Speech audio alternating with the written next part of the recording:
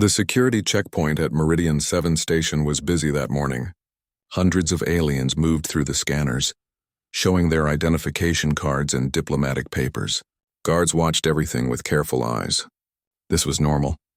What happened next was not normal at all.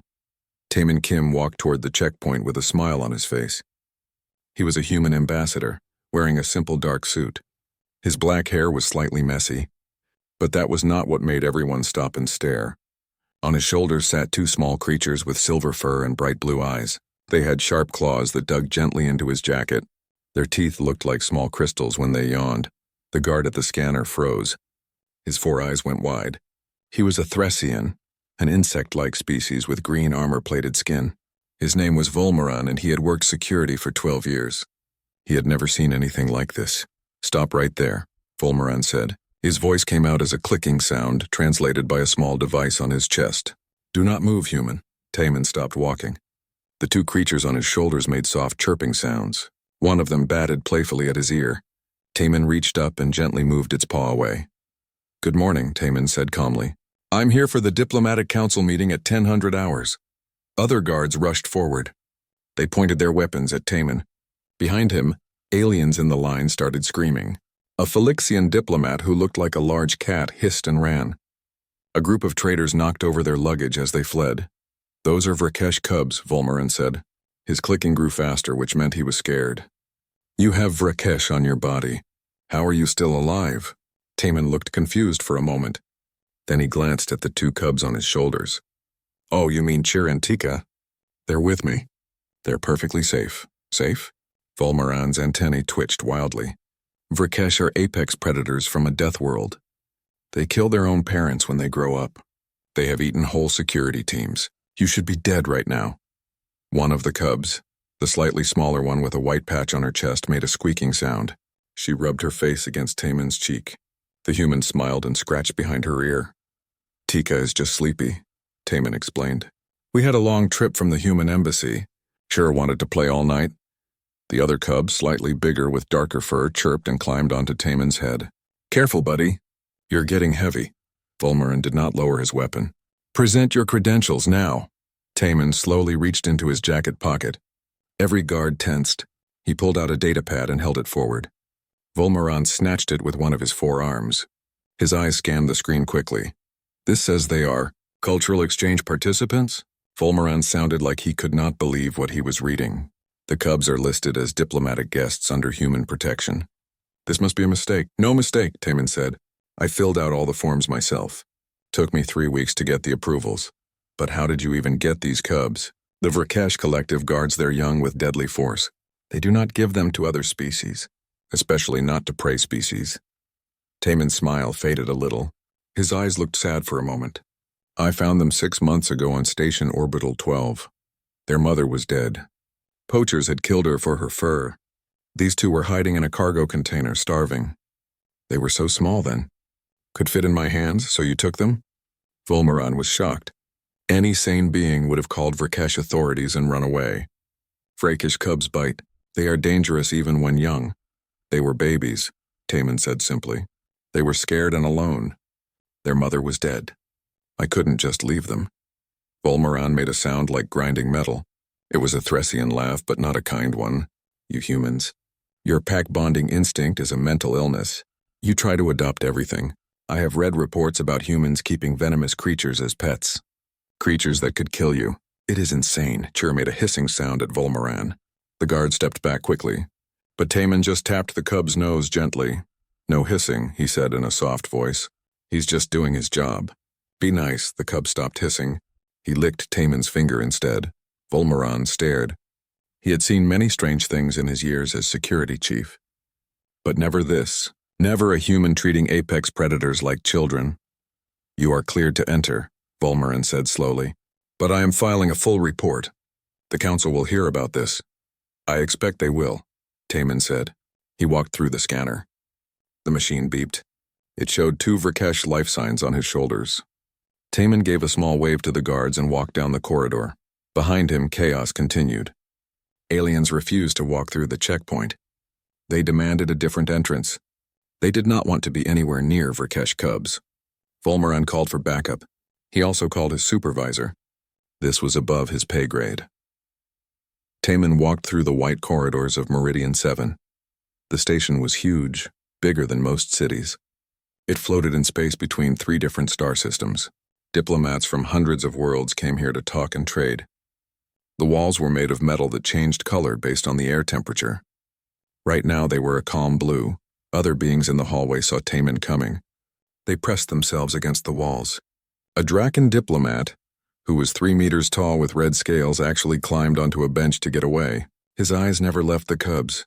Tika found this funny. She made a sound like laughter. Chur joined in. I know, Taman whispered to them. Everyone is scared of you. But you're good cubs.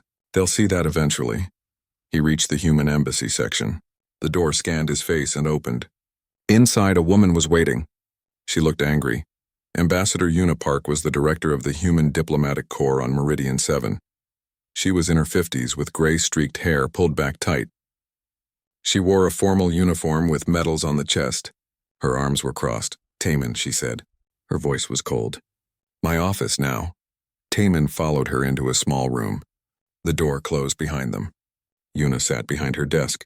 She did not invite him to sit. Do you have any idea what you've done? She asked.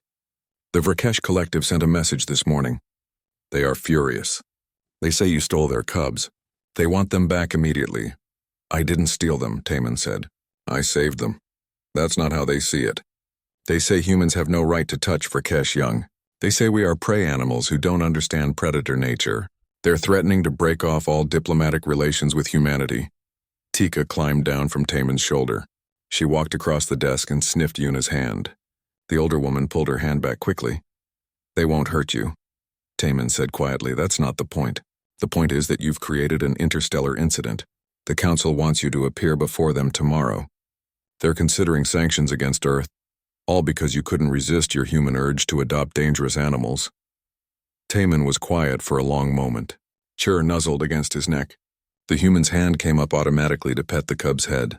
6 months ago, I lost my daughter, Taman said softly. She was 8 years old. There was an accident on the transport ship.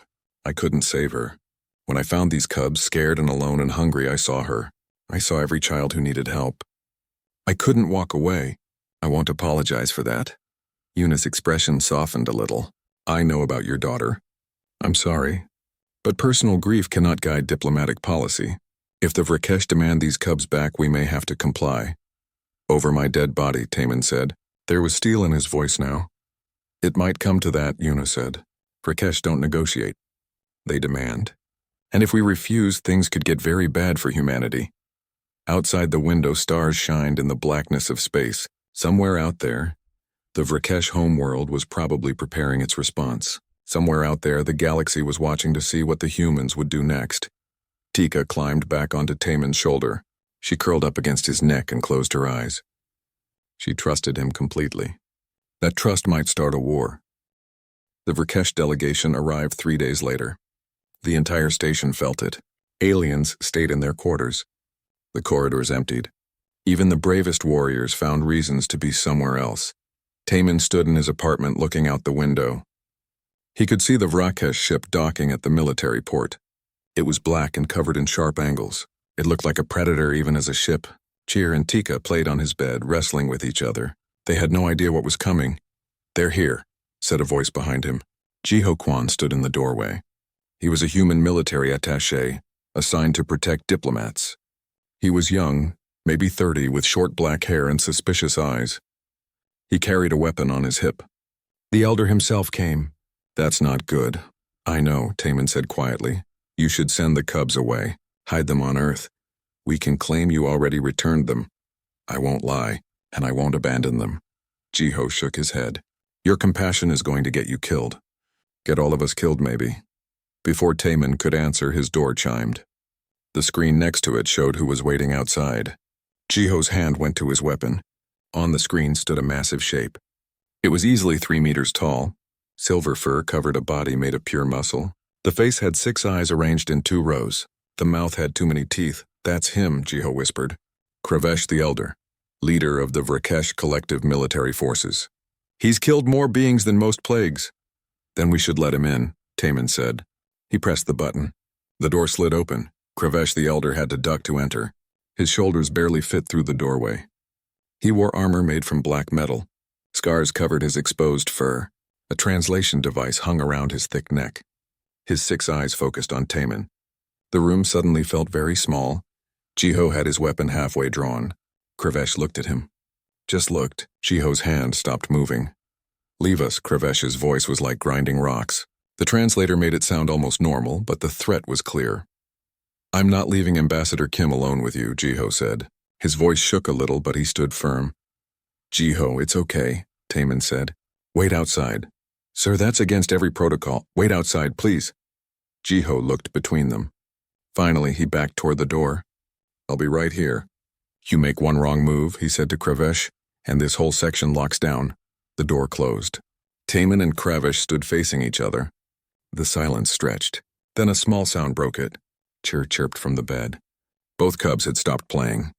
They stared at the massive Vrakesh. Kravesh's 6 eyes moved to them.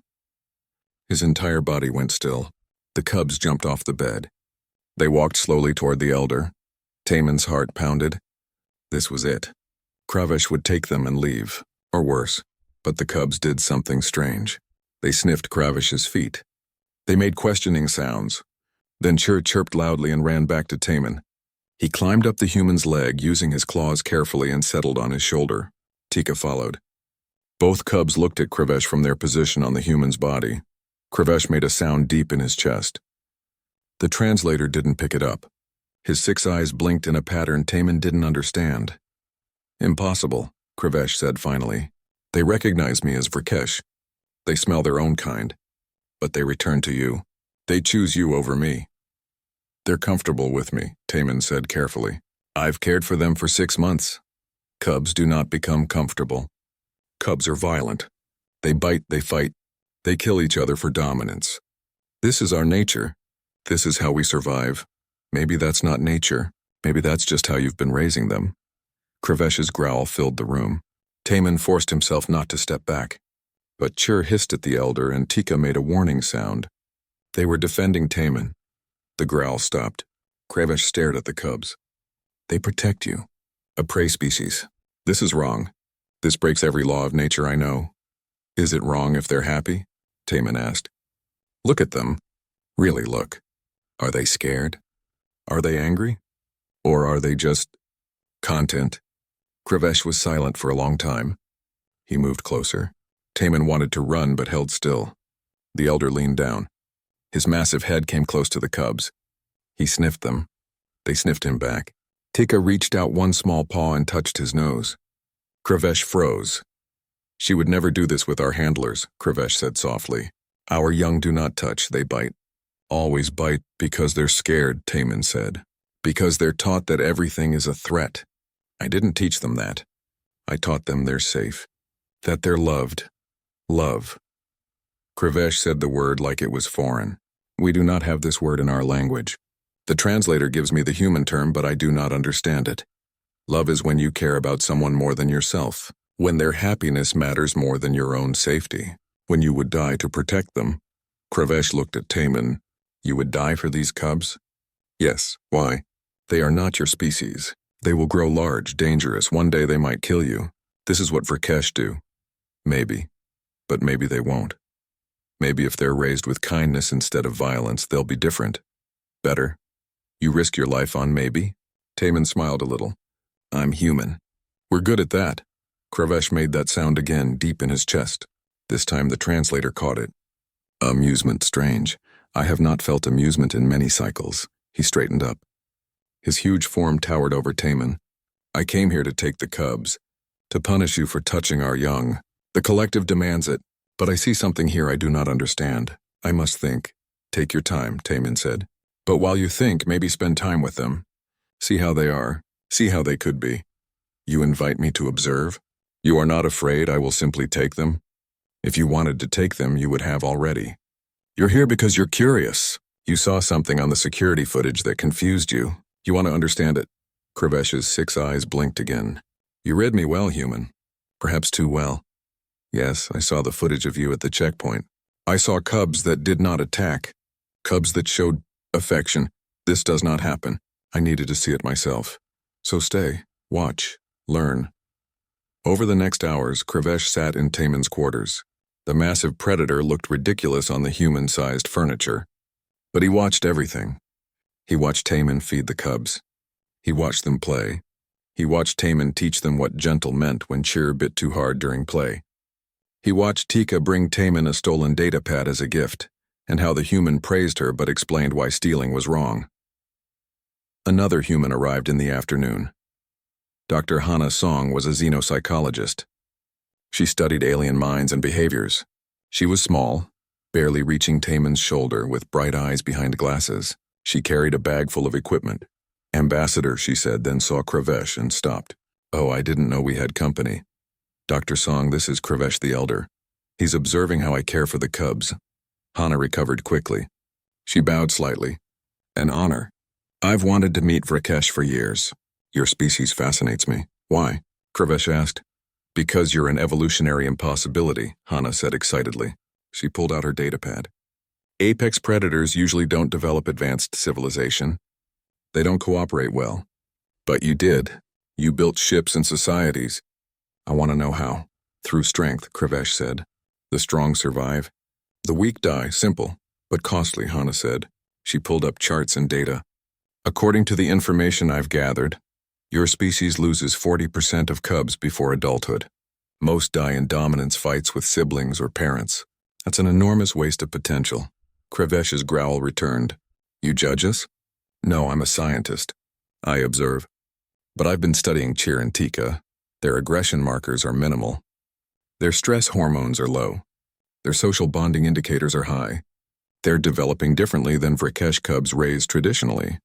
Because they are with prey, Kravesh said. They are corrupted. Or corrected, Hana said boldly. What if high cub mortality isn't natural? What if it's environmental? What if Vrakesh cubs are capable of empathy and bonding? But your culture teaches it out of them. Impossible. Is it? Hana pointed at Cheer and Tika. Explain them then. Explain why they haven't tried to kill Taman. Explain why they play instead of fight. Explain why they show affection.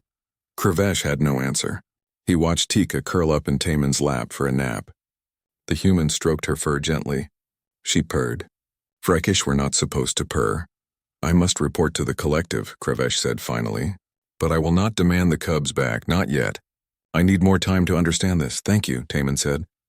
Kravesh moved to the door. He paused. Human, if you're wrong.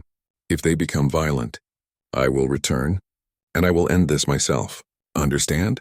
I understand. The elder left. Jiho rushed in immediately after. Are you okay? Did he threaten you? Yes and yes, Taman said. But he also gave us time. That's something. Outside, somewhere in the cold of space, the Vrakesh collective argued. Some wanted war. Some wanted the cubs destroyed. But one elder, the strongest and most feared, asked a question no Vrakesh had asked in 10,000 years. What if we've been wrong? The Galactic Council chamber was a huge circular room with seats rising in rings around a central platform. Representatives from 200 species sat in those seats. Their translators created a buzz of different languages, all speaking at once. Today, they were all talking about the same thing.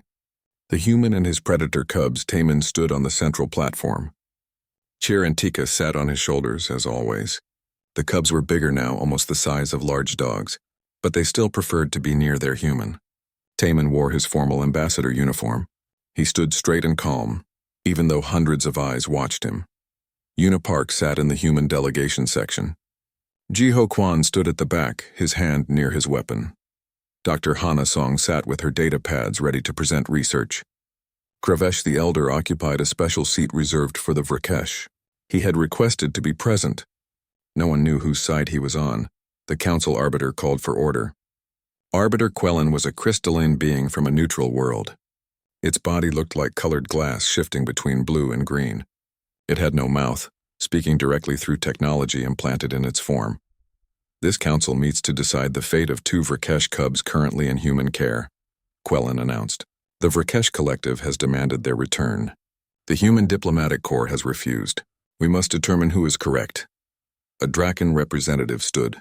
His red scales gleamed under the lights. The answer is obvious. Humans are prey. Vrakesh are predators. Prey cannot raise predators.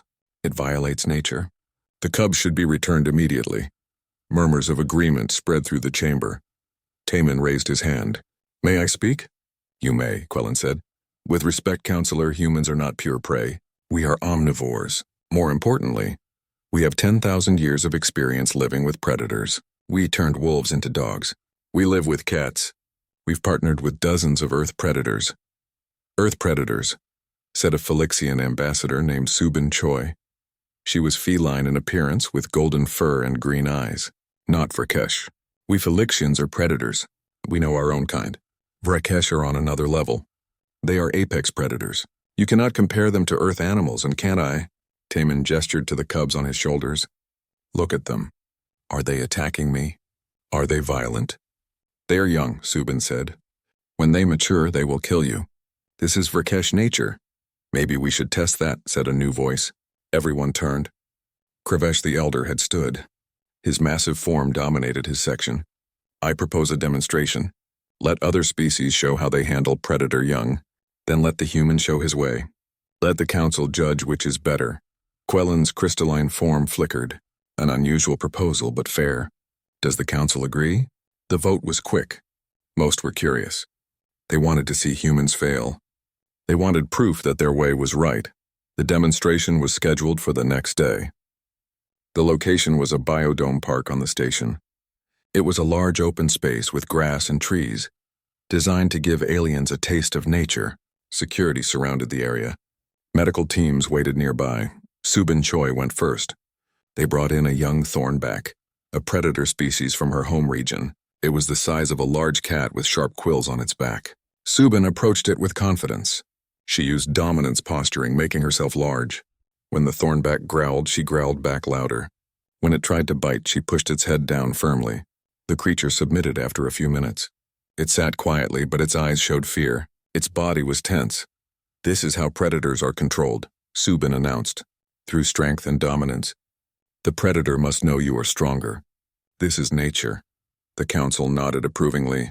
Then it was Taman's turn. He walked into the biodome with Chir and Tika, no weapons.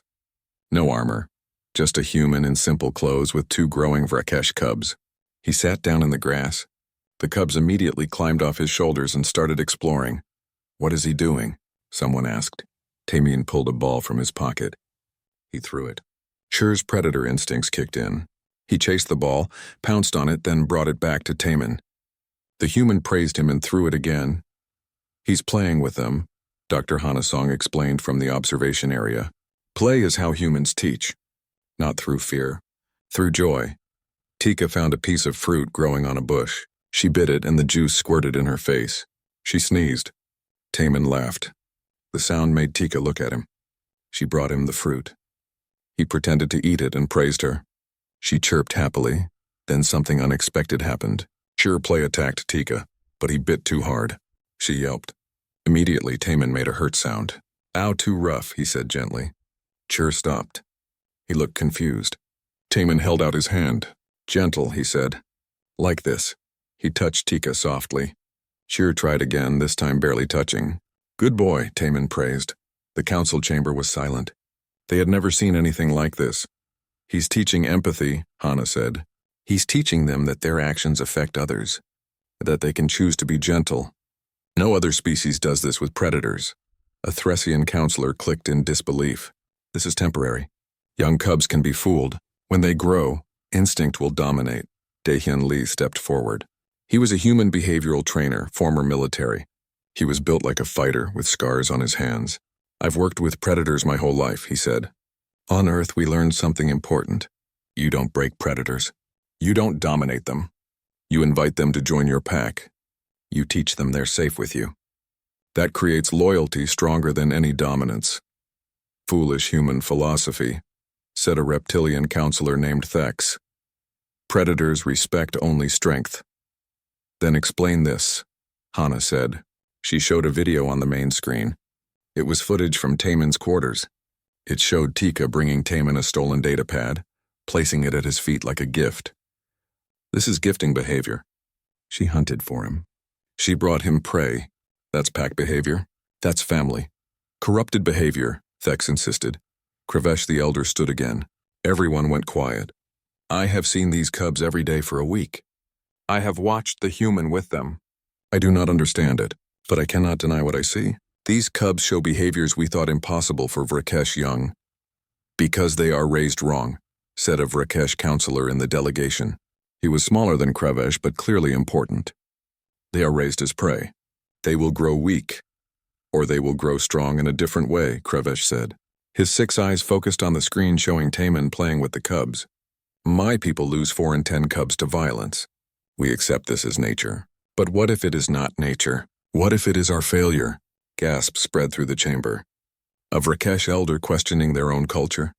Unthinkable. I request more time, Krevesh said. Let the human continue.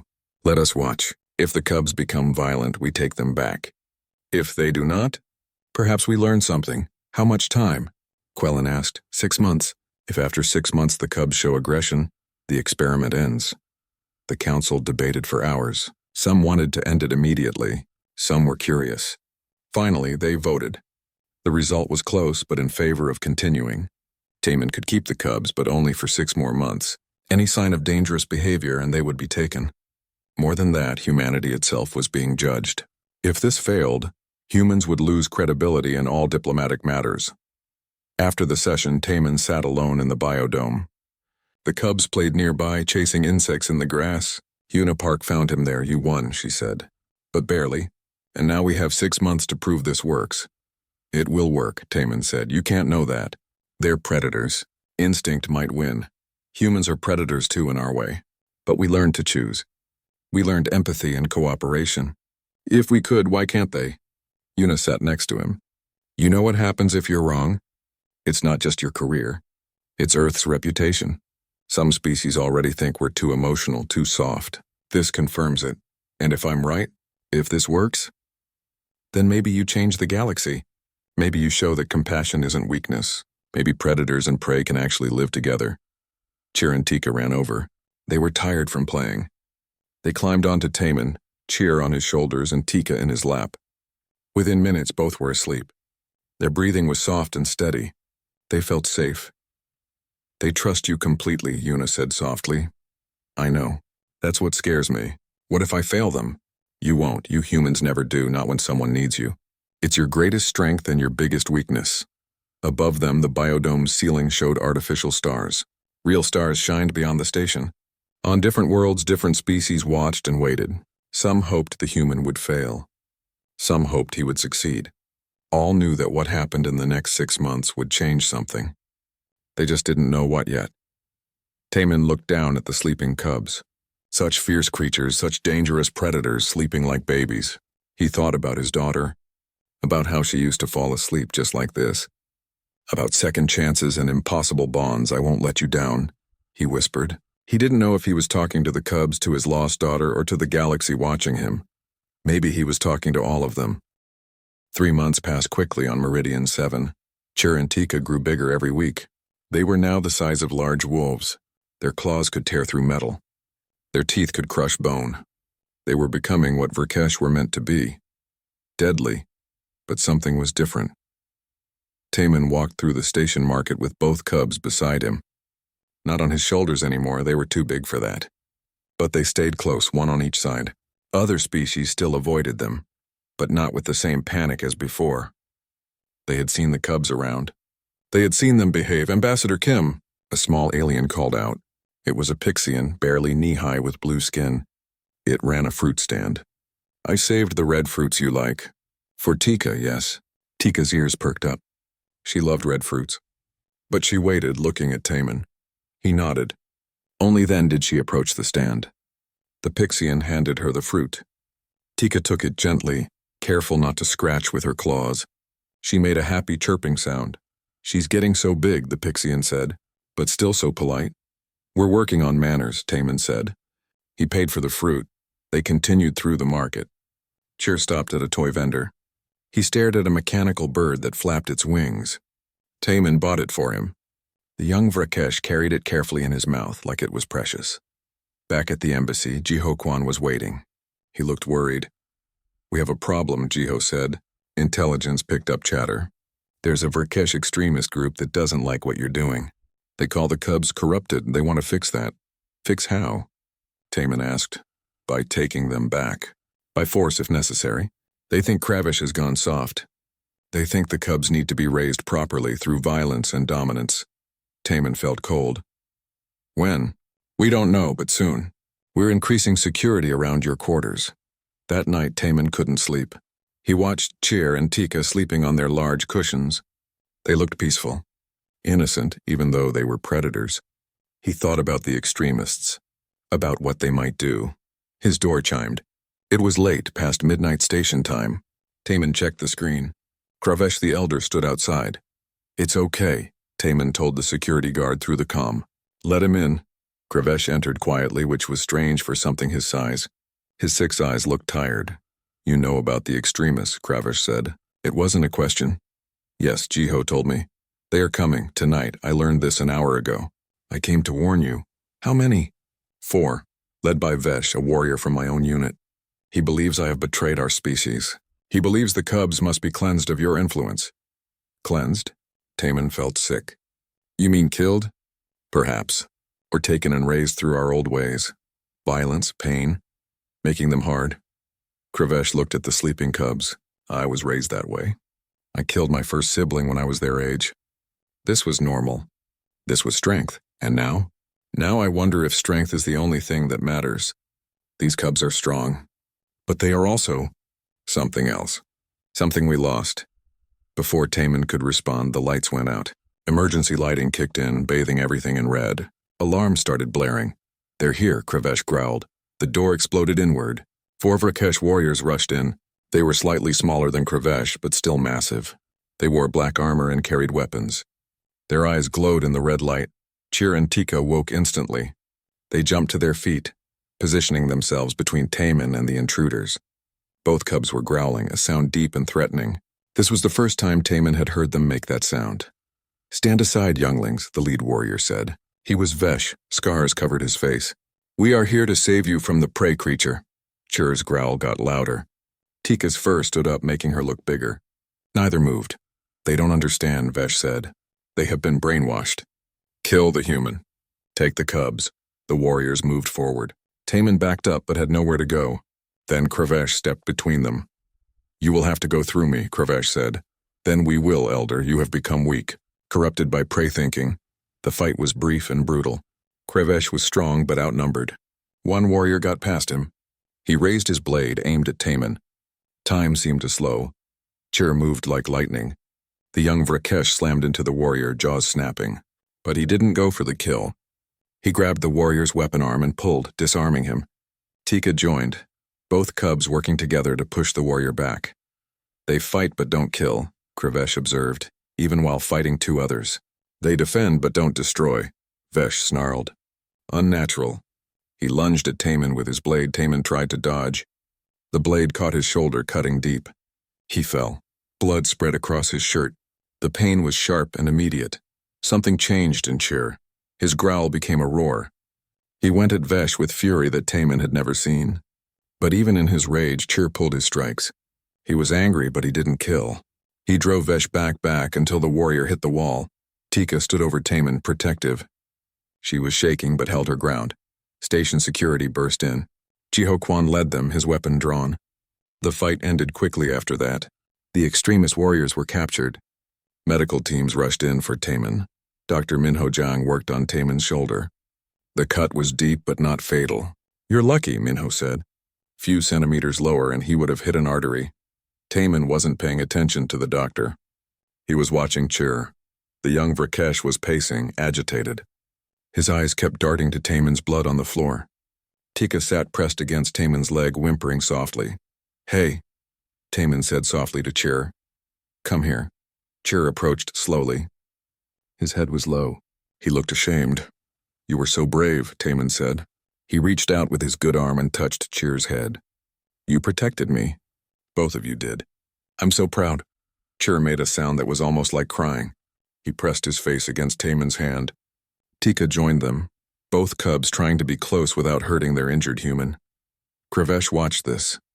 His 6 eyes blinked in that pattern Taman now recognized as surprise. They feel guilt, Kravesh said. They feel worry for you. Young Vrakesh do not feel these things. They feel only hunger, anger, fear. But these two feel everything, Taman finished, because we taught them it's okay to feel. The news of the attack spread fast. Security footage showed everything. The galaxy watched as two juvenile Vrakesh defended a human, as they fought with controlled aggression, as they showed emotional connection to their caretaker. The next day, the council held an emergency session. Una Park presented the evidence. Dr. Hana Song showed the analysis. These cubs faced a life-threatening situation, Hana explained. They displayed the full Vrakesh combat ability. But watch what they didn't do. She played the footage in slow motion. They never went for killing strikes. They disabled. They defended. They showed restraint. This is learned behavior. This is choice. Counselor Thex, who had opposed the arrangement from the start, stood. Perhaps they are simply weak. Perhaps the human has bred the strength out of them. Weak? Jiho Kwan stepped forward. He pulled up different footage. It showed Chur's strength test from earlier that week. Chur can lift 3 times what a normal Vrakesh cub his age can lift. Tika's reaction speed is off the charts. They're not weak. They're stronger. But they've learned to control that strength. Subin Choi, the Felixian ambassador, spoke. I admit I was wrong. I thought the human way was foolish. But I've watched the footage many times. These cubs made choices. In the heat of battle, they chose how to fight. That level of self-control, we don't see that in any predator species so young. Because we don't teach it, Kravesh said. He stood and the chamber went quiet. We teach strength. We teach dominance. We teach that the weak must die, but we never teach control. We never teach that sometimes the strongest choice is not to kill. He looked around the chamber. My people have suffered endless cycles of violence. Our cubs kill each other. We call it nature. But maybe it is not nature. Maybe it is choice. Maybe we chose wrong for 10,000 years.